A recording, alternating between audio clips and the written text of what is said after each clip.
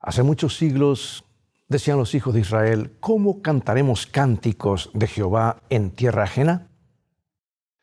Lamentaban los cautivos judíos junto a los ríos de Babilonia cuando sus captores les pidieron que cantaran alguno de los cánticos de Sión.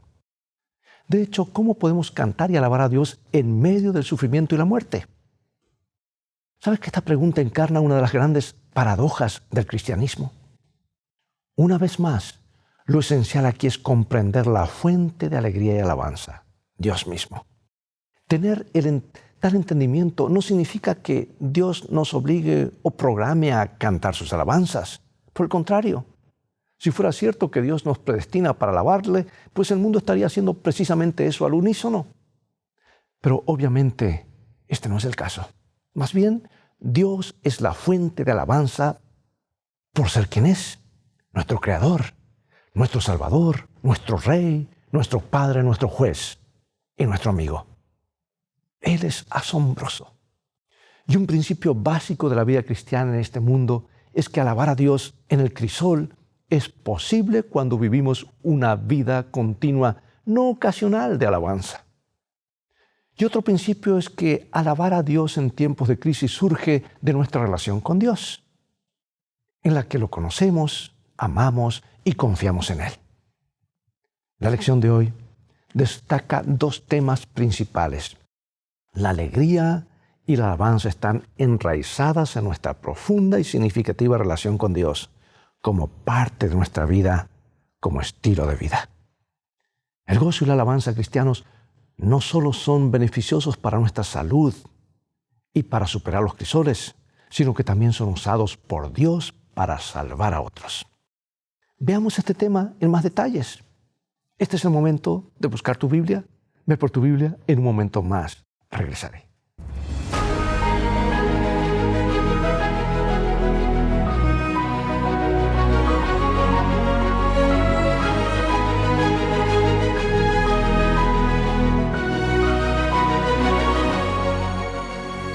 Comencemos con este versículo muy corto, pero que tiene un gran significado y dice muchísimo. Filipenses 4:4.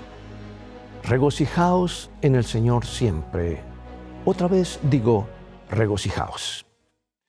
Siempre es fácil aclamar a Dios con alegría cuando sentimos gozo, ¿verdad? Sin embargo, cuando las cosas van mal, cuando estamos en la peor situación imaginable, o nos martillamos el dedo, o tenemos un accidente, ¿verdad? Cuando el crisol se escalda, se vuelve más caliente, no es tan fácil. No obstante, es precisamente entonces cuando necesitamos alabar a Dios. Quizás más que nunca, porque la alabanza es un medio que nos ayuda a conservar la fe. Por cierto, la alabanza puede transformar hasta nuestras circunstancias más tenebrosas. Tal vez no en el sentido de que cambie los hechos que nos rodean, sino que puede cambiarnos a nosotros y a quienes nos rodean, de una manera que nos ayudará a enfrentar los desafíos. La alabanza es fe en acción. Quizás no siempre nos resulte natural, pero cuando practicamos la alabanza para que se convierta en una parte natural de nuestra vida, tiene el poder de convertir y de conquistar. Bueno, ¿qué es la alabanza? ¿Cómo podría ser un arma espiritual poderosa en circunstancias difíciles? ¿Cómo puede transformarnos a nosotros y cambiar la situación que nos rodea? El gran escritor ruso Fyodor Dostoyevsky había sido condenado a muerte, pero a último momento le conmutaron la sentencia. En su lugar pasó años en prisión. Y sobre su experiencia en la prisión escribió, él dijo: cree hasta el final, aunque todos los hombres se extravíen y seas el único fiel que quede, aún así lleva tu ofrenda y alaba a Dios en tu soledad. Bueno, en estas lecciones ya hemos visto que Pablo soportó una oposición y persecución increíbles. Pero ahora está sentado en una prisión romana y aún así no está deprimido. Escribe ávidamente para animar a los creyentes de Filipos. Filipenses 4:4-7. Regocijaos en el Señor siempre. Os digo, regocijaos. Y sigue, vuestra gentileza sea conocida de todos los hombres. El Señor está cerca. Por nada estéis afanosos, o sea, preocupados, sino sean conocidas vuestras peticiones delante de Dios en toda oración y ruego con acción de gracias. Y la paz de Dios, que sobrepasa todo entendimiento, guardará vuestros corazones y vuestros pensamientos en Cristo Jesús. Ahora, él estaba escribiendo desde una prisión maloliente, en un sótano, allí en Roma. ¿Cómo crees que Pablo pudo haber escrito esto, siendo que estaba en esa prisión horrible, húmeda, maloliente y oscura? En este pasaje, ¿cuáles son las claves para obtener la paz de Dios? No hay duda que fijar los ojos en Dios por fe y alabarle. Ahora, amigos, una cosa yo sé que es alegrarse cuando todo va bien, pero Pablo nos exhorta a regocijarnos ¿cuándo? Siempre. Y eso puede sonar extraño, porque si tomamos literalmente lo que Pablo escribe, hay dos implicaciones fundamentales para nosotros. En primer lugar, si el mandato es que nos regocijemos siempre, esto significa que debemos hacerlo incluso cuando no haya motivos para regocijarnos. Pero en segundo lugar, para regocijarnos siempre también tendremos que aprender a hacerlo en los momentos en que no nos apetezca. Y Pablo nos exhorta a alabar a Dios, aunque muchas veces nos parezca poco natural y hasta irrazonable. O sea, tenemos que crear el hábito, ¿verdad? Pero como veremos precisamente porque hay ocasiones en las que parece irracional que nos regocijemos. Es lo que se nos exhorta a hacer. En otras palabras, la alabanza es un acto de fe. Así como la fe no radica en nuestras circunstancias, sino más bien en la verdad acerca de Dios, la alabanza es algo que no hacemos porque nos sintamos bien, sino por la verdad de quién es Dios y lo que ha prometido. Y curiosamente, es esa fe la que comienza a determinar nuestros pensamientos, sentimientos y circunstancias. Ahora consideremos otra gran verdad. La oración derriba muros. Hay una expresión en inglés que dice encerrarse pintando hasta un rincón. Imagínate que estás pintando el piso de una habitación, pero luego te das cuenta de que terminaste en una esquina y no puedes salir salvo que pises sobre la pintura fresca. Tienes que quedarte allí hasta que se seque. Y a veces nuestra fe parece arrinconarnos, ¿verdad? Llegamos a una situación al igual que la pintura fresca en el piso, nuestra fe nos atrapa aparentemente. ¿Y ahora qué hago? Y contemplamos la situación y una de dos, o tenemos que rechazar a Dios, la fe y todo lo que creemos, o nuestra fe nos obliga a creer lo que parece imposible. Bueno, mira, Dios arrinconó a los israelitas y con un propósito. Después que el pueblo vagó durante 40 años por el desierto, Dios no condujo a su pueblo a praderas desocupadas y pacíficas. Dios los condujo a una de las ciudades más fortificadas de toda la zona. Entonces tuvieron que caminar alrededor de Jericó en silencio durante 6 días. Pero al séptimo día, Dios hace grandes cosas el séptimo día, ¿verdad? Dios le indicó que gritaran y que ese grito junto con las trompetas les daría la victoria. ¿Qué estaba tratando Dios de enseñarles a los israelitas? Bueno, gritar fuerte no iba a causar vibraciones que hicieran caer los muros, no. Pero cuando Dios convocó a los israelitas a gritar, era el mismo tipo de grito del que David escribe en el Salmo 66, que dice, aclamad a Dios con alegría toda la tierra, cantad la gloria de su nombre, poned gloria en su alabanza. Este grito era una alabanza. Y después de 6 días de observar los enormes muros, debieron haber llegado a la conclusión de que no tenía ninguna posibilidad de derribarlos por su cuenta. ¿Qué dice la Biblia? Por la fe cayeron los muros de Jericó después de rodearlos 7 días. Esto dice el libro de Hebreos. Amigos, cuando Dios está a punto de hacer algo nuevo en nuestra vida, posiblemente nos lleve a Jericó, porque tal vez deba enseñarnos que el poder para triunfar no viene de nuestras fuerzas y estrategias. Y aquí hago un paréntesis, que en cuanto al avance de la obra y la terminación de la obra en lugares tan difíciles como India, donde se hablan 1,652 idiomas y dialectos, muros imposibles, pero Dios tiene un plan y una estrategia. Avancemos por fe. Él dará la victoria. Todo lo que necesitamos, amado, está fuera de nosotros. Por lo tanto, no importa lo que haya frente a nosotros, no importa cuán insuperable pueda parecer, nuestra función es alabar a Dios, la fuente de todo lo que necesitamos. Eso es fe en acción. Dios permita que tengamos esa clase de fe que nos lleve a actuar. Bueno, alabar al Señor quizás no sea natural para nosotros, incluso en circunstancias favorables. Bueno, entonces, si no lo es cuando las circunstancias son favorables, ¿qué decir entonces cuando las cosas se vuelven peores? ¿Cuánto más difícil será alabar en las malas? Sin embargo, eso es lo que somos llamados a hacer. La alabanza es algo que debemos practicar hasta que, de ser una actividad que realizamos en un momento determinado, escucha bien, pase a ser una atmósfera en la que vivimos. Y la alabanza no debería ser tanto un acto específico como un estilo de vida específico, ¿verdad? Salmo 145, 1 al 21. Son varios versículos, pero nos hablan de la alabanza. Escucha. Te exaltaré, oh Dios mi Rey, y bendeciré tu nombre eternamente y para siempre. Cada día te bendeciré y alabaré tu nombre eternamente y para siempre. Grande es Jehová y digno de suprema alabanza, y su grandeza es inescrutable. Bueno es Jehová para con todos, y sus misericordias sobre todas sus obras. Sostiene Jehová a todos los que caen, y levanta a todos los oprimidos. Cercano está Jehová a todos los que le invocan, a todos los que le invocan de veras. Cumplirá el deseo de los que le temen, oirá a sí mismo el clamor de ellos, y los salvará. Jehová guardará a todos los que le aman, mas destruirá a todos los impíos. La alabanza de Jehová proclamará mi boca, y todos bendigan su santo nombre eternamente y para siempre. ¡Qué maravilla de salmo! Qué lindo memorizarlo, ¿verdad?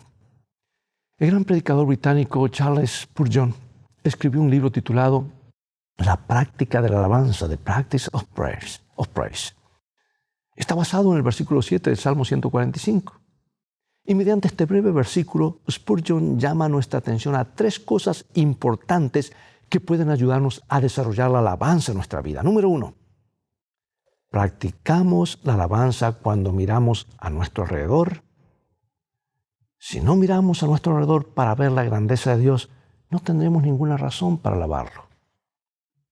Puedes tú ver en el mundo creado que sea digno de alabanza como la belleza de la creación de Dios. ¿Qué puedes ver en el mundo espiritual que sea digno de alabanza como la fe de un joven cristiano que va en aumento? Número 2, él menciona, practicamos la alabanza al recordar lo que hemos visto, o sea, nuestro pasado. Porque si queremos vivir en una atmósfera de alabanza, debemos ser capaces de recordar el motivo. Ahora, ¿cómo podemos recordar las grandes cosas acerca de Dios? Por ejemplo, fomentando nuestros rituales o símbolos que nos recuerdan su bondad, para que su bondad y la verdad acerca de Él no se nos escapen de la mente. 3, Spurgeon dice, practicamos la alabanza cuando hablamos de ella. Porque la alabanza no es algo que hacemos en nuestra mente. Su propósito es que salga de nuestra boca para que también la escuchen quienes nos rodean. Por eso pregunto, ¿qué razones se te ocurren para alabar a Dios verbalmente? ¿Cuál será el efecto de esta alabanza y sobre quienes la escuchan? Toma un lápiz y un papel y dedica un tiempo a examinar estos 3 puntos. ¿Qué puedes hacer para cultivar el hábito de la alabanza de tu vida? Hace pocos días estaba en un aeropuerto, viajando de Madrid a los Estados Unidos. Y hay un señor cantando alegre y canta una voz tremenda, así de ópera. Cantando allí por los pasillos, que la gente lo miraba. ¿Qué estaba este hombre? Alabando a Dios. Y esa alabanza era contagiosa. Algo interesante, uno decía, pues está loco, ¿qué está haciendo? Pero otros decían, qué interesante, está dando un mensaje. Hay alegría, lo expresa con sus labios. Había mucha gente, ¿cierto? Pero no cesaba de alabar. Un acto tal vez demasiado espontáneo, tal vez. Pero surgía de corazón y causó un impacto, y un impacto favorable. Bueno, ¿sabes que en el libro de Hechos, la alabanza tuvo un efecto asombroso sobre quienes la escucharon? Aquí tenemos la historia en Hechos 16, 16 al 34. Dice, después de haberlos azotado mucho, los echaron en la cárcel, mandando al carcelero que los guardase con seguridad, el cual, recibido este mandato, los metió en el calabozo de más adentro y les aseguró los pies en el cepo. Pero a medianoche, orando, Pablo y Silas cantaban himnos a Dios y los presos los oían. Entonces sobrevino de repente un gran terremoto, de tal manera que los cimientos de la cárcel se sacudían, y al instante se abrieron todas las puertas y las cadenas de todos se soltaron. Despertando el carcelero y viendo abiertas las puertas de la cárcel, sacó la espada y se iba a matar, pensando que los presos habían huido. Mas Pablo clamó a gran voz diciendo, no te hagas ningún mal, pues todos estamos aquí. Él entonces, pidiendo luz, se precipitó adentro y temblando se postró a los pies de Pablo y Silas y sacándolos les dijo, señores, aquí la pregunta más grande que alguien debe hacerse, ¿qué debo hacer para ser salvo? Y ellos dijeron, y aquí está la más grande respuesta, cree en el Señor Jesucristo y serás salvo tú y tu casa y tu familia. Y le hablaron la palabra del Señor a él y a todos los que estaban en su casa. Y él, tomándolos aquella misma noche, hora de la noche, les lavó las heridas y enseguida se bautizó él con todos los suyos. Y llevándolo a su casa, les puso a la mesa y se regocijó con toda su casa de haber creído en Dios. Y después de quitarle las ropas y golpearlos despiadadamente, a Pablo y a Silas los encarcelaron. No hubo nadie que les pusiese ungüento en la espalda magullada y gravemente lacerada. Y amigos, con gran dolor físico y con los pies en el cepo, fueron puestos ahora en la oscuridad de la zona interna de la prisión. Pero mientras los demás prisioneros escuchaban, Pablo y Silas comenzaron a orar y cantar. Y después del terremoto, y después que el carcelero descubrió que ni Pablo ni Silas, ni ninguno de los demás prisioneros se habían escapado, temblando se postró a los pies de Pablo y Silas y sacándoles dijo, señores, ¿qué debo hacer para ser salvo? Pregunto, ¿por qué este hecho hizo que el carcelero se concentrara en su necesidad de salvación? ¿Qué papel crees que tuvieron las oraciones y los cánticos de Pablo y Silas, que no era otra cosa que cantaban del libro de los Salmos, el himnario de su época? ¿Qué papel crees que tuvo esto en la vida de los prisioneros que no huyeron y en la conversión de este hombre y de toda su familia? Amigos, es asombroso pensar que nuestra alabanza puede transformar el destino eterno de quienes nos rodean. Y más cuando alabamos a Dios en circunstancias difíciles. La gente dirá, ¿qué tienen estos? Así fue con los primeros mártires de los primeros siglos. Morían cantando, alabando a Dios. Y la sangre de esos mártires era semilla. Ahora mira, si Pablo y Silas se hubieran sentado en la oscuridad a murmurar, quejarse, como suelen hacer algunos prisioneros, ¿crees que alguien se habría salvado esa noche? Nadie. Y el diablo se hubiese reído. No sabemos qué pasó con el carcelero y su familia posteriormente, pero ¿te los imaginas leyendo las palabras que Pablo escribió más adelante desde otra prisión de Roma? Dice, porque a vosotros os es concedido a causa de Cristo, no solo que creáis en Él, sino que también padezcáis por Él, teniendo el mismo conflicto que habéis visto en mí y ahora oís que hay en mí. Ahora, si leyeron esto y reflexionaron respecto de lo que el sufrimiento de Pablo les había producido gozo a ellos, seguramente esto debió haberles despertado una canción al corazón y un nuevo aliciente a permanecer fieles, sin importar el costo. Pregunto, amigo y amiga, ¿a quién crees que podías influenciar para Dios mediante un cántico de alabanza que salga de tu corazón? A veces cantamos muchos otros cantos seculares. ¿Por qué no hacerlos con cantos religiosos que inspiren, animen a otros frente a sus cargas? Hagamos un esfuerzo intencional para ser más abiertos y efusivos en nuestra alabanza a Dios alrededor de otras personas. Tú no sabes el efecto positivo que podría tener esto. Bueno, hay también una historia maravillosa en el libro segundo de Crónicas, capítulo 20, que nos habla del canto y la adoración como un arma de conquista. Resulta que Josafat descubrió que la alabanza es un arma poderosa. Y después de recibir un informe de que una gran multitud venía contra él, Josafat no se lanzó inmediatamente a la acción militar, sino que decidió consultar a Jehová. Cuando vienen las pruebas, ¿qué es lo primero que haces? ¿Consultas a Dios? Es más, consultas a Dios antes que vengan los problemas. Y cuando el pueblo de Judá llegó a Jerusalén para ayunar, Josafat admitió la realidad de la situación y dijo que en nosotros no hay fuerza contra tan grande multitud que viene contra nosotros. No sabemos qué hacer y a ti volvemos nuestros ojos. Esa fue la oración de él. Cuando ves que se acerca una gran multitud, ¿cuál es tu reacción instintiva? ¿Qué haces? ¿Qué hago? Y de la respuesta de Josafat, ¿qué puedes aprender sobre cómo afrontar una oposición abrumadora?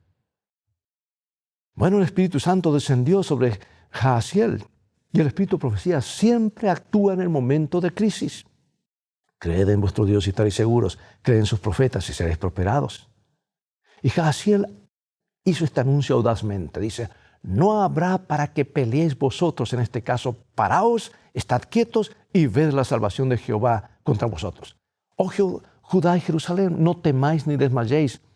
Salid mañana contra ellos, porque Jehová estará con vosotros. Allí estaban acorralados y ahora llegan estas palabras de ánimo. Y después de eso, adoraron a Dios y cantaron alabanzas, dice, con fuerte y alta voz. Y aunque Dios iba a luchar por ellos, aún así tenían que salir para enfrentar al enemigo.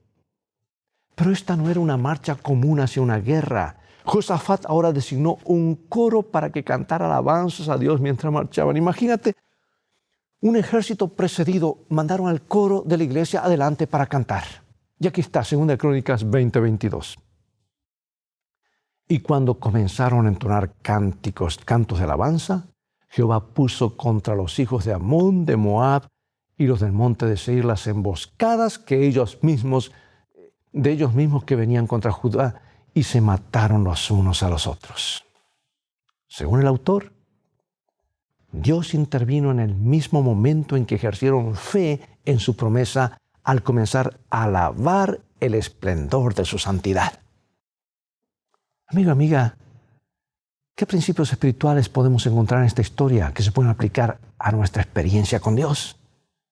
Especialmente en tiempos de prueba y aflicciones. Bueno, quiero finalizar con este texto. Algunas citas inspiradas, luego seguidas de preguntas de reflexión. Y el texto está en Habacuc, capítulo 3, versículos 17 y 18. Aunque la higuera no florezca, ni en las vides haya frutos, aunque falte el producto del olivo, y los labrados no den mantenimiento, y las ovejas sean quitadas de la majada, y no haya vacas en los corrales, con todo, yo me alegraré en Jehová y me gozaré en el Dios de mi salvación. Marca esta promesa, amigo y amiga. Márcala en los pasillos de tu memoria. La vas a necesitar. Piensa en cómo puedes regocijarte en tu propio sufrimiento. ¿Cómo puedes alabar a Dios en momentos de aflicción? ¿Sabes que la música es una poderosa motivación para actividades humanas como trabajar, hacer ejercicio, pelear? Por ejemplo, las fuerzas militares de todo el mundo tienen su propia música que eleva la moral de sus soldados. Ellos van marchando y cantando, ¿verdad? Examina la música que motiva tu vida espiritual. ¿Cuánta alegría y paz experimentas en tu vida de alabanza y canto a Dios? Comprométete a aprender de memoria canciones viejas y nuevas para poder cantarlas de memoria y con comprensión. Y cuando te encuentres en una situación difícil, que sea difícil, canta una canción. ¿Cómo te ayuda esta experiencia a ser victorioso? ¿Y cómo te sostiene? Leo de este hermoso libro El Ministerio de Curación. Eduquemos, pues, a nuestro corazón y a nuestros labios para alabar a Dios por su amor incomparable. Eduquemos a nuestra alma a tener esperanza y a vivir en la luz que irradia de la cruz del Calvario. Nunca debemos olvidar que somos hijos del Rey Celestial, hijos e hijas del Señor de los ejércitos. Es nuestro privilegio confiar reposadamente en Dios. Y aquí otra cita. Y mientras que yo lo adoro y magnifico, ustedes magnifíquenlo conmigo. Alaben al Señor aun cuando caigan en la oscuridad. Alábenlo aun en la tentación. Regocijaos en el Señor siempre, dice el apóstol. Otra vez os digo, regocijaos. ¿Traerá eso penumbras y tinieblas a sus familias? No, por cierto, traerá un rayo de sol. Así reciban rayos de luz eterna del trono de gloria y los esparcirán a su alrededor. Permítanme exhortarlos a realizar esta obra. Esparzan esta luz y esta vida a su alrededor, no solo en vuestra propia senda, sino en la senda de los que se relacionan con ustedes.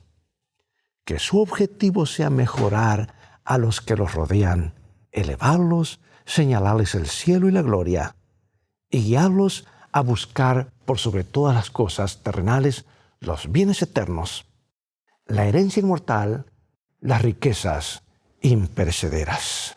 Poderosa cita. Dios permita que creemos este hábito. Yo pregunto, ¿qué papel tiene la alabanza comunitaria en la vida del cristiano? ¿Cómo describías la alabanza en tu escuela sabática? ¿Es edificante? ¿Anima a los miembros a mantenerse fieles en medio de las pruebas y las aflicciones? ¿Es esto lo que hace? Por supuesto. Y cuando llevas tu grupo de alabanza adelante, no es para que este grupo cante ayuno especial, sino que este grupo lleve a toda la congregación a cantar esos cantos. Son básicamente los que están dirigiendo estos cantos, no cantando una música solamente ellos. Como clase de escuela sabática, escoge un salmo de alabanza y dedica tiempo a leerlo juntos, dediquen tiempo. ¿Qué les enseña sobre la alabanza? ¿Qué impacto tiene la alabanza en tu fe, en la fe de tu clase, de tu familia, de tu iglesia? Oremos. Padre Celestial, gracias porque hay poder en la alabanza. Hay un poder sin igual. Es el mismo poder de la resurrección. La alabanza es poner a Dios primero y confiar de que en sus manos Él se ha de encargar de nuestras añadiduras. Queremos alabarte en las buenas y en las malas, no solamente cuando estamos felices, alegres, cuando nos das todas las cosas, sino cuando también nos permites pasar por el crisol. Y a veces ese crisol lo crea el pecado, a veces nosotros mismos, y a veces tú nos permites pasar por esos crisoles para purificarnos. Queremos alabarte todo el tiempo, no solamente aquí, sino por toda la eternidad. En el nombre de Jesús oramos. Amén. Bien amigos, es todo el tiempo que tenemos por hoy. Ha llegado nuevamente el momento de despedirnos. Será hasta el próximo programa de la serie Lecciones de Vida. Invita a otros a sintonizar este canal y transfórmate tú mismo en un canal de bendiciones. Dios te bendiga y recuerda, tú vales mucho para Jesús. Él te ama más de lo que puedes imaginar. Vamos en un viaje, le llamamos el viaje de la vida.